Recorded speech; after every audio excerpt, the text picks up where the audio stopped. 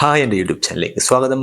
നെറ്റ്ഫ്ലിക്സിന്റെ പുതിയ പടമായ facing El ചാപ്പോ അതിന്റെ review ആയിട്ടാണ് ഞാൻ ഇന്ന് വന്നിരിക്കുന്നത്. ഇതൊരു ആക്ഷൻ ഡ്രാമ ത്രില്ലർ പടമാണ്. 1.25 മണിക്കൂറുണ്ട് ഈ പടത്തിന്റെ റൺ ടൈം. 18+ സീനായിട്ട് കുറച്ച് സീൻ മാത്രമേ ഉള്ളൂ. ഒരു മോട്ടലിലോട്ട് കയറി ചെല്ലുമ്പോൾ കുറച്ച് സീൻ ഉണ്ട്, അത് മാത്രമേ ഉള്ളൂ. പിന്നെ ഗൺ വയലൻസ് ഉണ്ട്. ഒരു ഫാമിലി ആയിട്ട് കാണാൻ പറ്റിയ ഒരു പടമാണെന്ന് വെച്ചാൽ no, it's not a family friendly movie.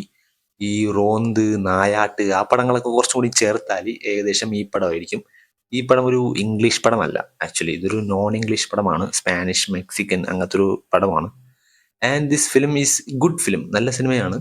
കുറച്ച് ലൈക്ക് വൺ ടൈം കാണാൻ പറ്റിയ ഒരു പടമാണ്. നല്ലൊരു ത്രില്ലർ പരിപാടിയുണ്ട്. ഒരു റിയൽ ലൈഫ് ഇൻസിഡന്റ് ബേസ് ചെയ്തൊരു പടമാണ്. ഇതിന്റെ ആക്ഷൻ ലൈക്ക് കുറച്ചുള്ളൂ, അതിൽ വലിയ ഇമ്പോർട്ടൻസ് ഒന്നുമില്ല. ലൈക്ക് ഇതിലെ ഏറ്റവും കൂടുതൽ ഇതിന്റെ USP എന്ന് പറയുന്നത് ഇതിന്റെ ത്രില്ലർ എലമെന്റ് ആണ്.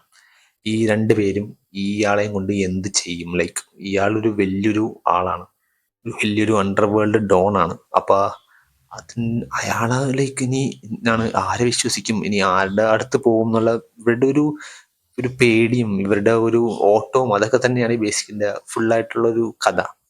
എൻ്റെ ഒരു കുറെ ഒരു പോർഷൻ ലൈക്ക് എന്താ, തുടക്കത്തിലെ കുറെ പോർഷൻ ഒരു ബാക്ക് ഡ്രോപ്പ് ആയിട്ട് ഇവരുടെ സ്റ്റോറി സെറ്റ് ചെയ്യാൻ വേണ്ടി ഉപയോഗിക്കുന്നുണ്ട്. മെയിൻ സാധനം തുടങ്ങുന്നത് വെച്ചാൽ ഏകദേശം ഒരു ഒരു അരമണിക്കൂർ 3/4 മണിക്കൂർ അതിന് ശേഷമാണ് നമ്മുടെ മെയിൻ സ്റ്റോറി ലൈനിലോട്ട് കിടക്കുന്നത്. ഫസ്റ്റ് എന്ന് പറയുന്നത് നമ്മുടെ മെയിൻ ക്യാരക്ടറിന്റെ അയാളുടെ ഒരു ഫാമിലി.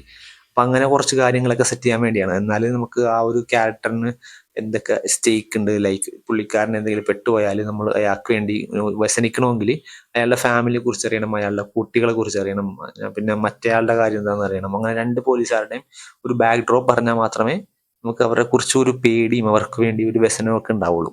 അപ്പൊ അത് സെറ്റ് ചെയ്യാൻ വേണ്ടി കുറച്ച് ഈ പടം ടൈം എടുക്കുന്നുണ്ട്. ബട്ട് അതിന്റെ ഒരു ലൈക്ക് ആ ഒരു വ്യസനം കറക്റ്റായിട്ട് ക്രിയേറ്റ് ചെയ്യാൻ ഇവർക്ക് പറ്റിയിട്ടില്ല.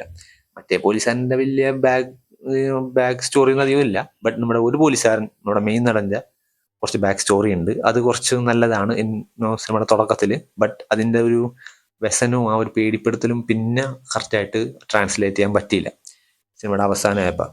പിന്നെ ഈ ഒരു എൻഡിങ് എനിക്ക് കുറച്ച് ഭയങ്കര ഫ്ലാറ്റ് ആയിട്ട് തോന്നി.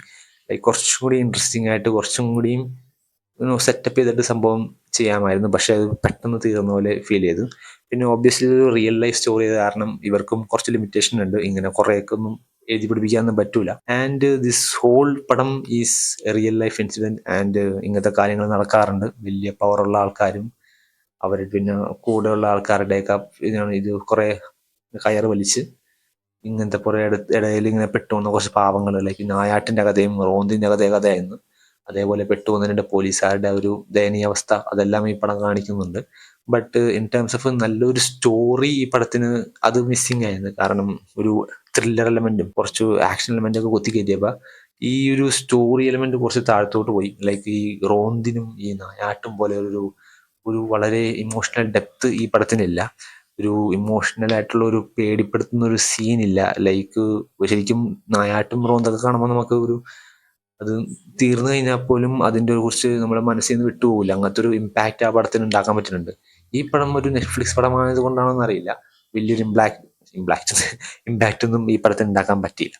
So that is my review of the film facing El Chapo. So thank you for watching. By.